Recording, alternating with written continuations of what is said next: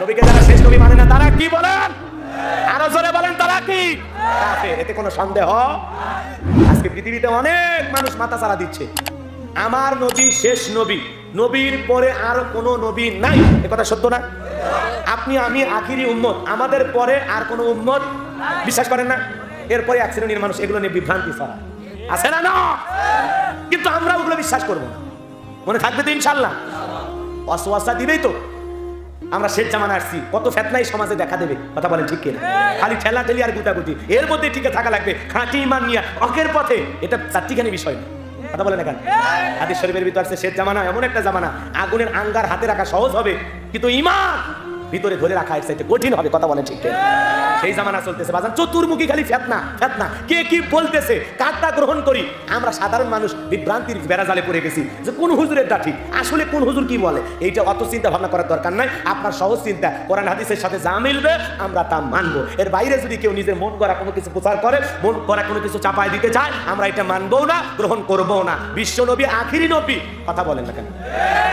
তিনি শেষ নবী, তিনি আসার পরে নবুয়তের দরজা আল্লাহ সিলগালা করে দিয়েছে। বিশ্ব নবীর পরে পৃথিবীতে আর কোনো নবী আসবে না। এরপরে বিশ্ব নবী খাতামান নবিয়্যিন, এই কথা যারা বিশ্বাস করবে না তারা কি আপনি আমি সবাই জানি, কথা বলে ঠিক কিনা?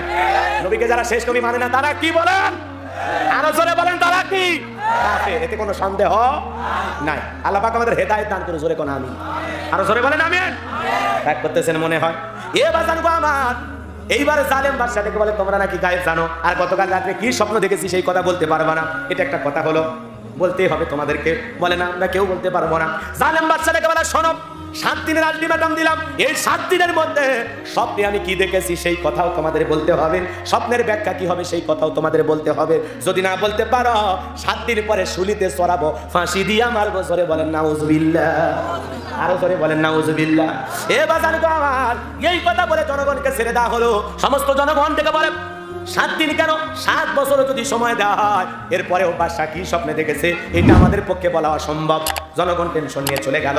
জনগণের কথা, বাদশার কথা শুনে জনগণ সবাই চলে গেল।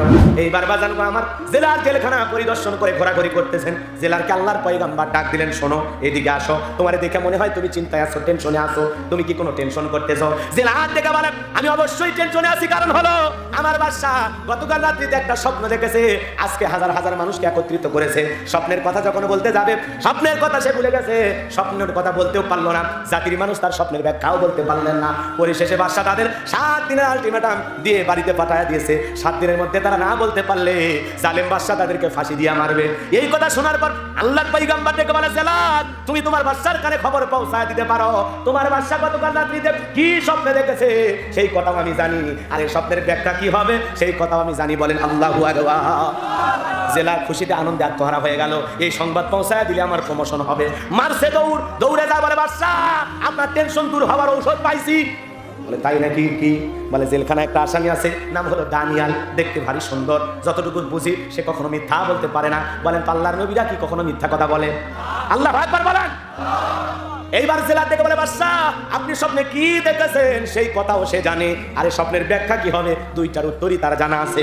এই কথা শোনার সঙ্গে সঙ্গে জালেম বাদশা ডেকে বলে, বাজান কই, বাজানকে আমার সামনে নিয়ে আসো। কথা কর না, খেলা না বাবাজি, বাজার করে ডাকতে কই বাজানকে তাড়াতাড়ি আনো। এইবার জেলার দৌড়ে যায়, বলে দানিয়াল চলো। কেন? তোমার মুক্তি হয়ে গেছে, তুমি বাদশার কাছে চলো। আল্লাহর পয়গম্বর ডেকে বলে, না না আমি একা বের হবো না, আমার সাথে আমার ৭০,০০০ লোককে গ্রেফতার করা হয়েছে, তাদেরকে আগে জেলখানা থেকে বের করে দাও, তারপরে সবার শেষে আমি বের হব। বলেন আল্লাহু আকবার। পয়গম্বরদের আদর্শ কেমন দেখেছেন? সুবহানাল্লাহ বলবেন না? আপনি কার পিছনে স্লোগান দেন? বন্ধু ভাইয়ের চরিত্র ফুলের মতো পবিত্র, নামাজ পড়া 1 ওয়াক্ত, গাঁজা খাই 5 ওয়াক্ত, ঘুমসুরিতে পাকাপোক্ত, শয়তানের 1 নাম্বার ভক্ত, হুজুরদের জন্য খুবই শক্ত, চুষা খাই গরিবের রক্ত। নেতাবাসী একখান আব্দুল কাদের দুলাভাই, দুলাভাই আছে যেখানে আমরা আছি সেখানে, দুলাভাই গেছে কবরে, তোমরা কেন পড়ে? নেতার পিছনে মিছিল দিতে গিয়ে আর রাজশাহী শহরে মিছিল দিতেছেন, বুঝেন না? নেতার পিছনে মিছিল দিতে দিতে আইসা প্রশাসনের লোকজন নেতা সহ মনে করেন 100 নেতা এবং তার কর্মীরা 100, এদেরকে নিয়ে জেলখানায় ঢুকাইল। নেতার তো মামু খালু দাদা টাকা সম্পদ টেলিফোন কোনো কিছুর অভাব নাই, কারণ নেতার কাছে জেলখানা শ্বশুর বাড়ির মতো, সকালে ঢোকে বিকেলে বের হয়, আর থাকলে কয়েলের ব্যবস্থা হয়, আর কিছু চাইলেও পায় ভালো খাবার। যাই হোক আমি আর গভীরে গেলাম না, নাকি বলেন? এমনও শোনা যায় কারো ভাগ্যে নাকি এটাও জোটে না, বোঝেন নাই? আবার কেউ ওখানে ইশারা ইঙ্গিতেই বোঝা লাগবে, রাগ করেন না। এগুলো সামনে না থাকলে তো রাগ করতেছেন আপনারা, কষ্ট হচ্ছে আপনাদের, বিরক্ত হচ্ছেন। লিল্লাহে তাকবীর। জালেম বাদশা ডেকে বলে বাজান কই নিয়ে আসো। আল্লাহর পয়গম্বরের কাছে যখন চলে গেছে বলে শোনো আমার ৭০,০০০ লোককে জেলখানায় বন্দী করা হয়েছে, তাদেরকে আগে জেলখানা থেকে বের করো, সবার শেষে আমি বের হব। বলেন আল্লাহু আকবার। এই জন্য নবীদের চরিত্র ফুলের চাইতে পবিত্র। নবীরা হলো পৃথিবীর আদর্শ মানব, আদর্শ নেতা, তারা হলো জনদরদী। কথা বলে ঠিক কিনা? আপনি নেতার পিছনে স্লোগান দিয়ে জেলখানায় বন্দী হলেন, নেতার ২ টাকার অভাব নাই, বের হয়ে আসলো, কিন্তু আপনি গরিব কর্মী কৃষিকেতে কাজ করেন, একদিন কাজ না করলে আপনার বাড়িতে চুলায় আগুন জ্বলে না। ১০০ নেতা কর্মী আপনারা জেলখানায় বন্দী, আপনার পরিবারে হাহাকার, আপনার স্ত্রী কাঁদে, সন্তান কাঁদে, বাবার আইনা দাও, বিবি কাঁদে, আমার স্বামী নিরপরাধ আইনা দাও, কথা কর। কিন্তু আপনাকে আপনার নেতা যদি ভালো হইতো, যদি জনদরদী হইতো, সত্যি যদি আপনাকে কলিজা থেকে ভালোবাসতো, বলতো শোনো এই মানুষগুলো হলো সাধারণ মানুষ, এরা হলো নিরীহ জনগণ, এরা আমাকে ভালোবেসে মহাব্বতের টানে বউ সন্তান সব ছেড়ে আমার কাছে আসছে মিছিল দেওয়ার জন্য রাজশাহী মহানগরীতে, বিদায় আমার জামিনের ব্যবস্থা পরে হবে, আমার এই সাধারণ জনগণকে আগে জামিনে মুক্ত করে দাও।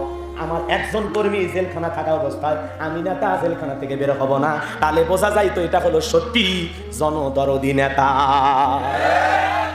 কিন্তু আপনি জেলখানায় পৌঁছে মরেন, নেতা খবর নেয় না। আপনার স্ত্রী না খেয়ে ভিক্ষা করে, নেতা খবর নেয় না। আপনার সন্তানগুলো স্কুলে কলেজে পড়তে পারে না, টাকা নাই, এতিমের মতো দাঁড়ে দাঁড়ে করে। এই জন্য বাজান কার পিছনে স্লোগান দিতেছেন বুঝে শুনে দেন। যারে ভালোবাসতেছেন আসলে সে আপনাকে ভালোবাসে কিনা বোঝেন। যার কোনো জীবন দেওয়ার জন্য দৌড়াইতেছেন আসলে সেও আপনাকে জীবন দিয়ে ভালোবাসে কিনা এইটা আগে বোঝেন, তারপরে দৌড়ান। এখনো সময় আছে। যে আপনার জন্য কাঁদবে আপনি তার জন্য কাঁদেন, যে আপনার দুঃখে পাশে দাঁড়াবে আপনিও তার দুঃখে পাশে দাঁড়ান। মিসাইল ফাউ ফাউ বিস্কুট খায়, বিড়ি খায়, চা খায়, গলা ফাটাই না। খুব চা খাইতে মনে হলে বগুড়ায় আসেন, আমি খাওয়াই ইনশাআল্লাহ। ইনশাআল্লাহ আমার মাদ্রাসায় আসবেন, আমি চা খাওয়াই। আর সস্তা না, আপনার যদি খাইতে মনে চায় মিছিল করে খাওয়ার দরকার নাই, যাত্রার পিছনে খাওয়ার দরকার নেই, বোঝেন নাই?